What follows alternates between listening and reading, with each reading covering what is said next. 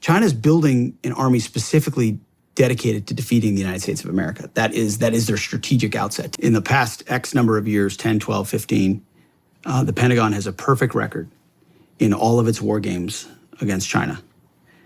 We lose every time inside the Pentagon war games. We know what our real capability. You see, we didn't even get to this part of the war on warriors. I mean, the military-industrial complex, the way we procure weapon systems, we're always, the way our system works, the way our bureaucratic system works, where the speed of weapons procurement works, we're always a decade behind in fighting the last war. Whereas China, we have, what did Rumsfeld say? You go to the war to the army you have. We have the army. China's building an army specifically dedicated to defeating the United States of America. That is their strategic outset. Take hypersonic missiles. So if our whole power projection platform is aircraft carriers and the ability to project power that way strategically around the globe, and yeah, we have a nuclear triad and all of that, but a big part of it. And if 15 hypersonic missiles can take out our 10 aircraft carriers in the first 20 minutes of a conflict, what does that look like? Community, wait 3 or 5 years. Pardon me? Are you an MS-13 member? It says so. Hey, that's okay. That's okay. I got a question. No. I got a question for you. Why don't you come up here and hand me that picture? Bring it. All right. They got morons like this all over the country. This guy wouldn't know us like the surface nation. This guy ain't got the balls to be an ICE officer. He hasn't got the balls to be a Border Patrol agent. This guy lives in his mother's basement. The only thing that surprises me, you don't have purple hair and a nose ring. Get out of here, you loser.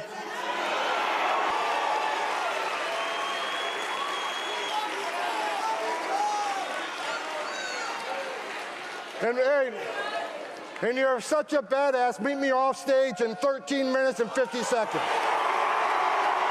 I guarantee you, he sits down to pee. Cloud seeding, right?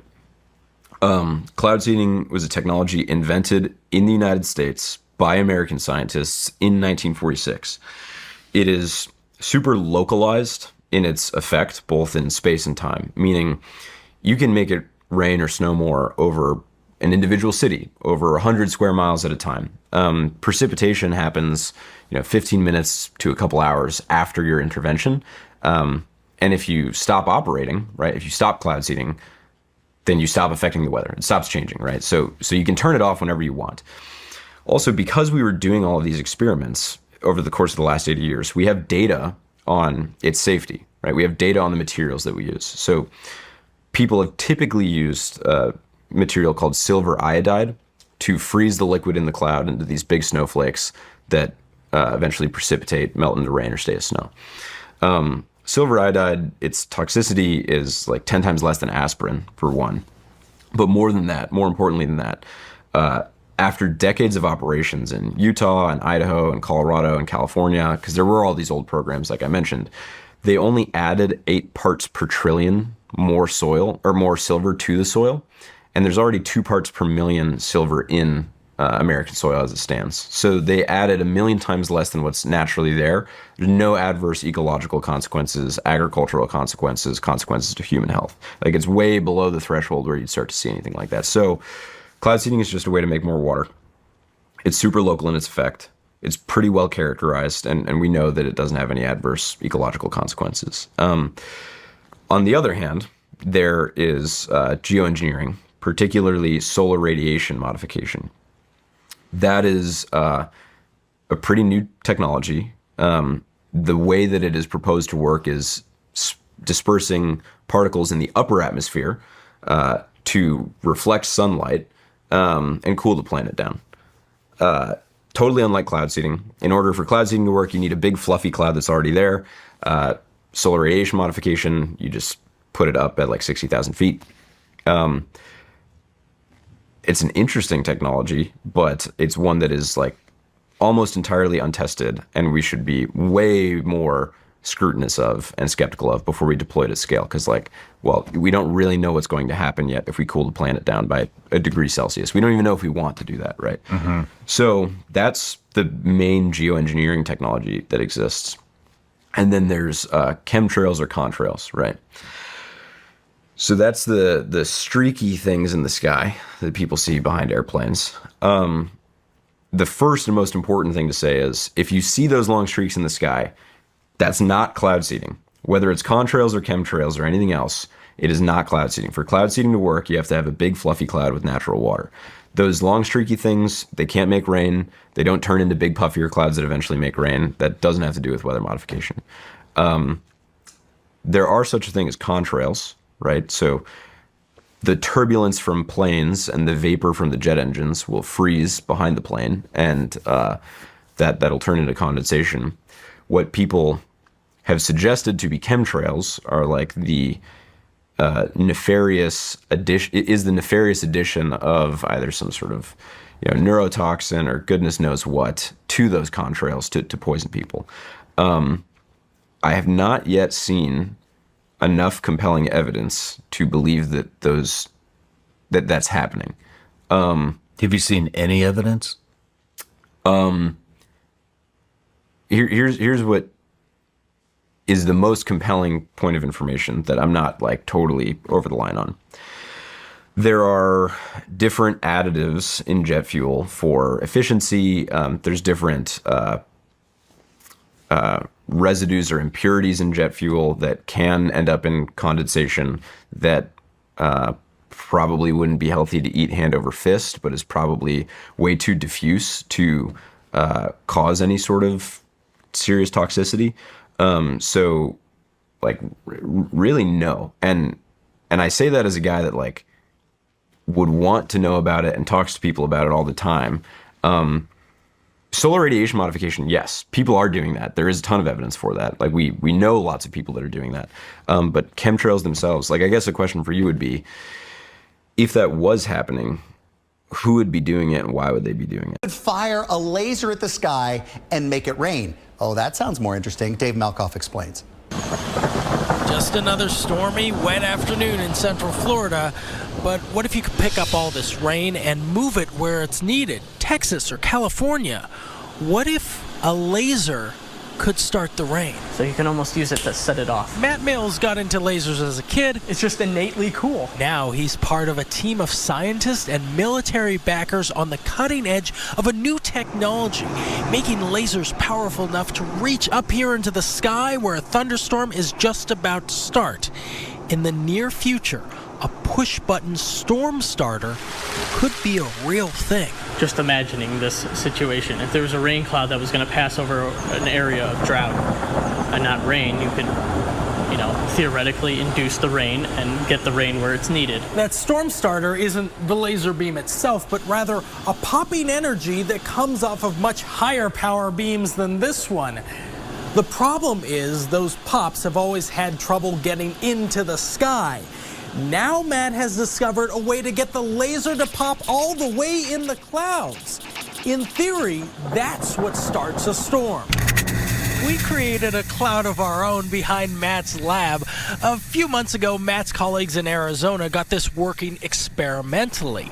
The next step is to get it to work in the sky. The particles in the air are rubbing together, forming static electricity, and the conditions are now right, and they just need to be triggered now. Does this concern you that you may be messing with Mother Nature and doing something that you don't completely understand up here in the cloud? I suppose that's always a danger, but we're not even near to the case where it could be dangerous yet, so not too much. It's almost like an on-off switch for a thunderstorm. That's the idea behind it. Right here in the cloud. Yep. In Orlando, Dave Malkoff, The Weather Channel. I want to respond to you saying that I was hyperbolic when I talked about a reign of terror. That is hyperbolic. No, it might be hyperbolic for you as a white man. Oh, okay. It's certainly So not hyperbolic for me as a racist. Latino. No, I'm not being racist. It's incredible to dismiss my opinion for being a white man. No, I'm not is dismissing racist. your opinion. I am Yes, telling you you that are. the Latino community, the A lot brown of them community disagree with you. in You do not America. speak in one voice Okay, for well, them. let me speak with my voice.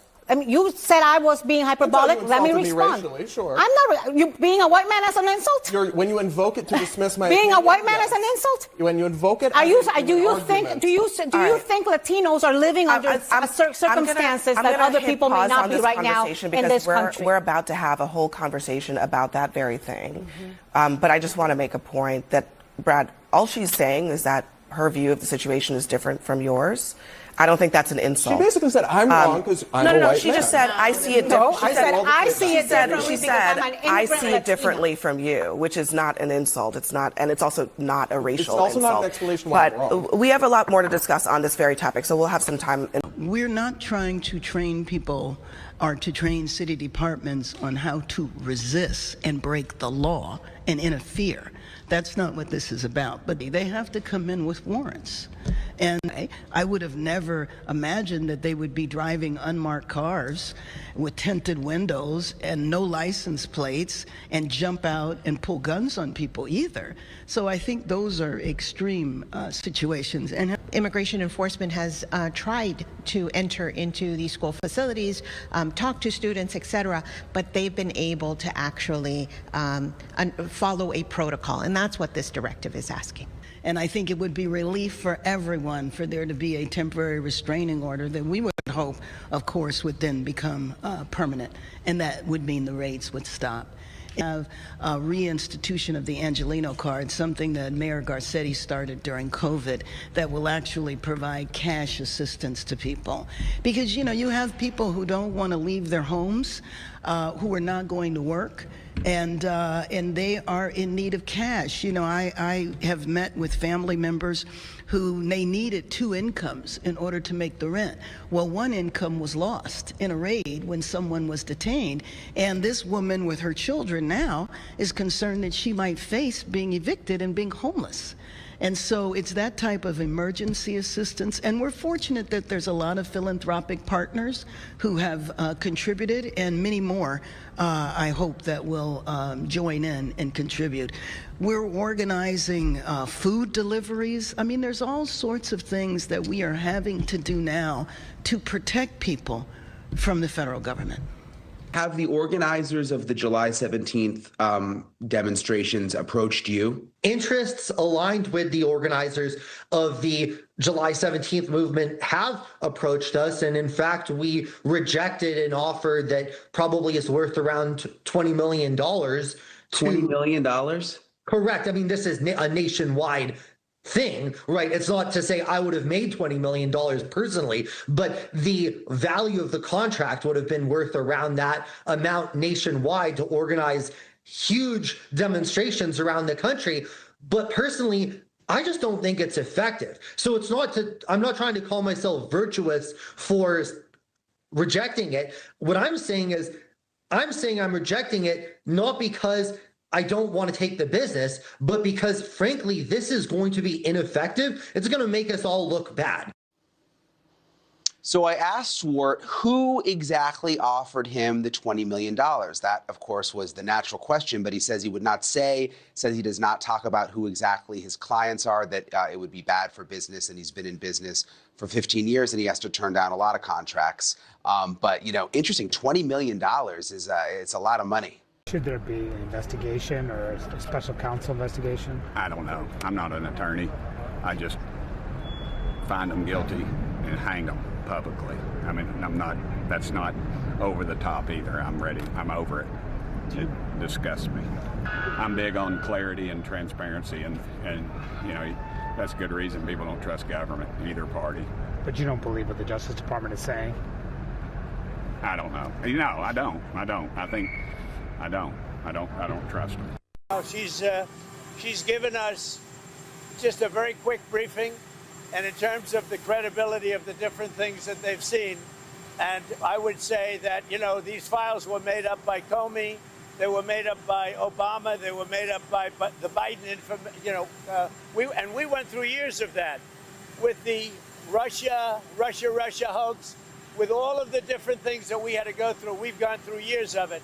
But she's handled it very well, and it's going to be up to her. Whatever she thinks is credible, she should release, yeah. Did you come here to hang out with the 92,000 Californians that You're hitting me right there, man. The California exit. By the way, complete bullshit now. The last 2 years, we've seen significant growth in California's population. So it's reversed and record-breaking tourism. Now the fourth largest economy in the world. We dominate in every major industry, including the number one manufacturing state in America, 41% larger than the next largest state. And so we're really proud of California. And we went through a little rocky period over a 2-year period where there were some adjustments all across the country, one of 18 states, many red states too, not just blue states, that saw an adjustment of population during COVID.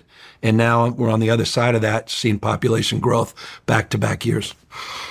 Well, it's impressive. California is an impressive state. Even if you hate it. A very controversial state as well. Yeah. But yeah, I'd love to dive. I am sold on Trump. In fact, I'll say this. I think he's got a good shot at going down in history as one of our best presidents ever. That is a real turnaround because you didn't want to vote for him. I tell you the reason. I want to tell you, I'm a believer. What I'm seeing happening is absolutely nothing short of a great thing. And there's a beat. People are walking with more bounce in there. It's all around. I gave you quite a bit of grief. Huh? I gave you grief. You give me grief? I gave you grief when it was a binary choice. You're still complaining about Trump and it was a binary choice. It's like, are you kidding me? Knowledge implies one thing. When you made a mistake, admit it. Okay. I think this guy is turning out to be a president. Right. One of the pilots on that miraculous trip to Iran that we wiped out, whatever the hell we wiped out. Right. He said, you're the only guy that in the presidency that would have done what you did. One of the pilots said that. Yeah. And you know what? He's probably right. What is the hype on nicotine? I'm not sure I understand your question. Hype suggests undeserved praise. Okay. And yet there's nothing about nicotine that's undeserved. Right. I mean, it's the idea that you could hype something like this, a naturally occurring compound. I think it's the only compound ever analyzed by scientists that simultaneously increases mental acuity and relaxation. Okay, should I try so this it's like a with you for the natural first time? speedball. This is how John Belushi died, but this will not kill you. In fact, it will enhance your life. Okay, don't give me a super powerful one. What do I do? So this is a 9. Will it turn into... do you use nicotine a lot? No, I've never used it. So give me the so we're baby not version. going to actually give this to you because... What about the 6? I think we would start you on a 3 and that doesn't, we don't have it? But I think we would prepare you for some nausea. I'm not going to lie about this. Really? This is about truth. This is about the unvarnished veracity of the human experience. Okay? Well, I just had this fascinating doctor on, Dr. Brian Ardis, and he was talking about the benefits of nicotine, saying like it'll help with your MS symptoms and he doesn't ever get sick anymore because he's taking it. You're affecting this. My daughters do this. And he said, da-da-da-da-da-da. And that voice suggests skepticism. Well, because my audience was a little skeptical. What I'm hearing you say is I don't fully believe everything Dr. Brian Ardis was telling me. I believe it. My audience was like on the fence. It was a very controversial episode. I believed it, but I haven't tried it yet because I am worried about the nausea. I mean, he suggested patches and everything to start, cutting those down. I wouldn't do that. I would start with the 3s. I would do it on a full stomach. I would prepare to be as aware as you've ever been. As aware as you've ever been. No, I mean, I don't want to overstate. This is not ayahuasca. Okay, you're not going to see visions, but you are going to feel better than you've ever felt. And I do think as someone who's used nicotine every single day since 1983, June of 83, so let's do the math with me now. That's 41 years. I can say I'm in better shape than I deserve. Do you get sick often? I never get sick. There you go. See? I got COVID in 2020. I was sick for 2 days, and then before then I got food poisoning in El Salvador by eating shrimp, my fault. Yeah. And then before that I got food poisoning in Nicaragua in 1988. So I got appendicitis once, and I hurt my back and had back surgery for moving something heavy. That's my total health history, and I'm 56. All right, we're trying Alp. Okay? Okay. So I'm not saying nicotine has kept me from... But I'm just saying, as someone who is spotty about exercise, I mean, I'm always moving, but spotty about exercise, never been inside a gym that I'm aware of. And I do like pizza, which is bad, and I do have to stop that. But other than that, I'm never sick. Okay. Okay. All right. Ever. Okay, so then you've heard it here first. We're trying Alp. Now, ask anybody. I mean, how many shows? I mean, I was on TV for 29 years. That's true. How many shows did I miss? That's right. None. The proof is in the pudding. That is a California compliant Sig Sauer P365 macro. Come on, man. I don't know exactly what makes it. By the way, this is too cool. The fact that you would give me this. You like that? This up. So you just want me to TSA to take this from me and my ass is arrested at the airport. I'm on to you, man. Well, I got a buddy at SIG, and now he was like, you got to get a SIG in his hands. Make Name's this up. Jason. Brother, this is fabulous. You know what? Last thing people would expect is that I respect this gift. Really? I appreciate. Yeah, man. I'm not anti-gun at all. I'm for just some gun safety, common sense that I think vast majority of folks to the right and the left agree. And I think we've lost a little touch with some common sense around background checks. I think there's an age appropriateness. I do have some, I'm challenged by large capacity magazine clips in urban centers and weapons of war that are out there, sometimes outgunning the police. And I've experienced that directly with the loss of a police officer. Hold on, let's rewind. Yeah. What were you saying about, what was that last thing? About the aerosols up there. So one thing. The wind. Yeah. So the winds when we were seeding were blowing to the northwest, right? In the ensuing days, right, you had the storm just plop down and pound this one particular area. Mm-hmm. But when we were seeding, the winds were going northwest, such that any of the aerosols that could have possibly remained in the atmosphere, and I don't think that any consequential amount did, they would have blown out of the direction of the storm as well. You don't think, or you know? We know. Did you see those clouds dissipate? Yes. Do you have that on video? We have that on radar. You have that on radar. Have you released that information? Yeah, we posted that online. You did? Mm-hmm. And you were operating, I believe, southwest of? It's about 100 miles southeast. 100 miles southeast. Mm-hmm. And the wind was blowing which way? It was blowing northwest. It was blowing northwest, so it would have been in the direction of that storm from your location. Correct. However, one, it was 70 grams of silver iodide. Mm-hmm. That amount of particulate dispersed over hours would have been lower in concentration than just the natural amount of dust that gets kicked up from the soil, right? It could not have any impact because of those concentrations. Sitting in a cabinet meeting one day, and they do tend to go on a while. And so I was jotting down in my notebook how I saw the cabinet. And these numbers are wrong, but order of magnitude correct. 5 published authors, 7 billionaires, 11 lawyers, a couple of minorities, a Democrat or two. It is an amazing group of people that he put together. And what Bobby Kennedy's done,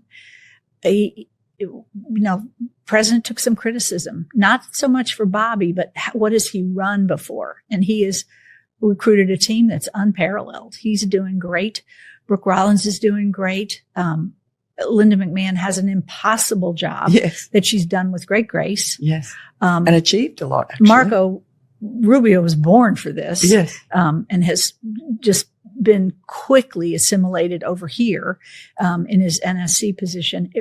There's not one who I would say is not a complete success in what they're doing in their area. My deepest sympathy to all of the parents who lost beautiful young souls. Deepest sympathy from all of us, to the community, to everybody who lost a loved one. We are grieving with you. Our nation is grieving with you. We just met with the wonderful families. We pray with them. We hug. We hold hands. They shared the stories, and I met beautiful young ladies. They gave me this special bracelet from the camp in honor of all of the little girls that they lost their lives. So we are here to honor them and also to give the support, help, and I will be back. I promise to them, and I just pray for them and giving them my strength and love. We know why we were put here. We were brought here to rebuild the military, match capabilities to the threats of today, So while our adversaries have produced millions of cheap drones, before us, we were mired in bureaucratic red tape. Not anymore. In June, President Trump issued an executive order unleashing American drone dominance to bolster our drone industry and arm our warfighters, because that's what we're all about.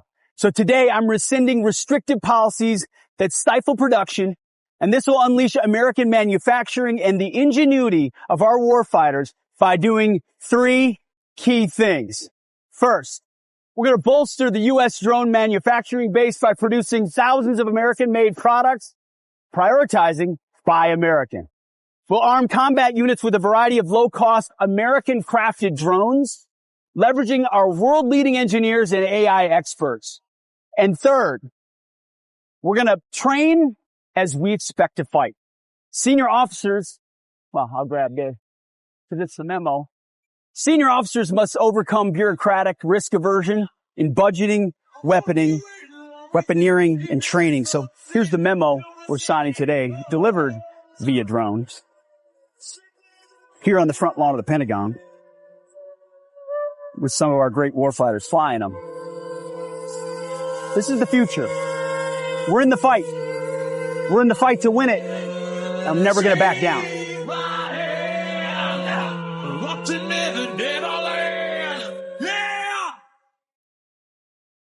During immigration sweeps at 2 farming sites, including a marijuana facility, tear gas, smoke bombs deployed, agents were pelted with rocks, and federal authorities are now on the lookout for a suspect who appeared to fire a gun at them. And now this from the U.S. Attorney for the Central District of California, who posted on X. The FBI has issued a $50,000 award for information leading to the conviction of an unknown subject who appeared to fire a pistol at federal law enforcement officers near Camarillo. And here is another shocking detail. According to Customs and Border Protection, 8 unaccompanied minors, all here illegally, were found.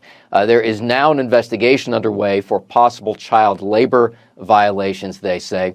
All of this as we await a decision from a federal judge in California who seems inclined now to severely limit immigration enforcement efforts by the Trump administration. This Biden appointee indicating that she may issue a temporary restraining order today, essentially siding with litigants who argue that ICE agents are violating constitutional rights. So far, she says she has only reached a tentative decision, writing. People need to understand, ICE officers and Border Patrol, they don't need probable cause to walk up to somebody, briefly detain them, and question them.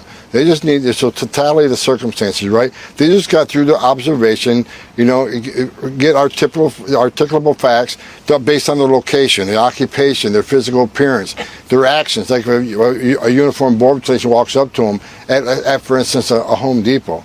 And they got all these articulable facts, plus the person walks away or runs away. Agents are trained what they need to detain somebody temporarily and question them. It's not probable cause, it's reasonable suspicions. We're trained on that. Every agent, every 6 months, get Fourth Amendment training over and over again. These officers are really good at what they do. And if this judge would make a decision that's against what these officers are trained, what the law is based upon, then they're going to shut down operation. I think that's their end game. They want ICE to stop doing this. But if they base it on the rule of law, they're going to find out Border Patrol and ICE is doing exactly what they're going to do in accordance with law. And you're not going to stop coming. Tom Homan, thank you for getting up with us this morning. You got it. They wear masks because they're afraid of being attacked. What about our law enforcement officers here? I mean, they're not masked, and they're here.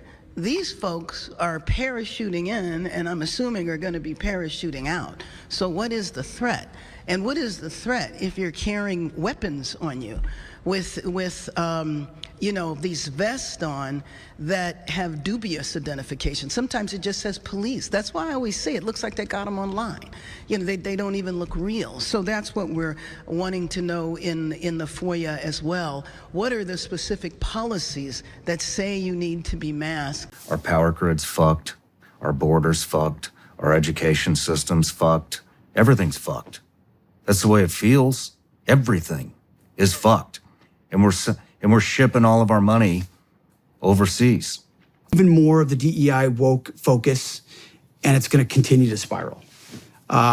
If Trump does win and goes at it I think it might be our last sort of chance to save this institution and turn it back to what it was, because it is a top-down organization. You put a SecDef in there who's focused on all the right things, get rid of all the things that are described in the book, and focus on warfighting, lethality, and training and standards, real standards, not equity, but equality. Mm-hmm. You can do it. There's still the core there. But I share what has Washington shown us in the last 20 years that we should trust them with how they'll use our young men? It's fair. Trump tried to use them on the border and they shut them down. If they're allowing Chinese drug cartels to control huge swaths of rural Maine and terrifying corruption, I mean, are you worried for your safety? Yeah.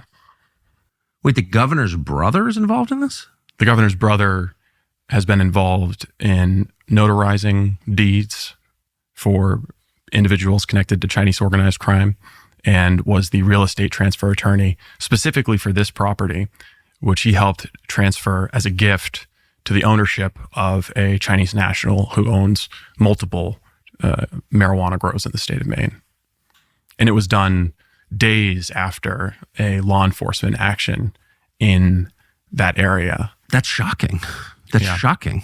I don't know what the fee on a real estate transfer document is, but I'll tell you, I called Paul Mills and told him that I was from Massachusetts. I was looking to do a gift transfer in Corinna, and I was wondering if he'd help process this real estate transfer for me, and he told me that he didn't do work in that area. But you had evidence he had just done work in that area. Exactly. So if you had said, I'm calling from Guangdong province and I'd like to open another illegal drug operation in the state, you think that would have been different? I don't know. I don't know who called him, or I don't know if he was maybe a useful idiot, or maybe it was an element of Chinese culture where they think that they need to pay some kind of a tribute to the elected official in charge, to their family members in order to get some kind of protection. When have they done that before? Right. But I called Paul Mills as myself and we had a 10-minute interview about this property, and he said that a friend asked him to do it, and couldn't remember who.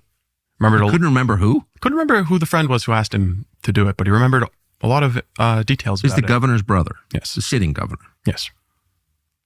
And I printed off copies of the real estate transfer record with his name on it, with the address in Guangdong province, China, where this new owner of 12 acres and a teardown in Corinna, Maine.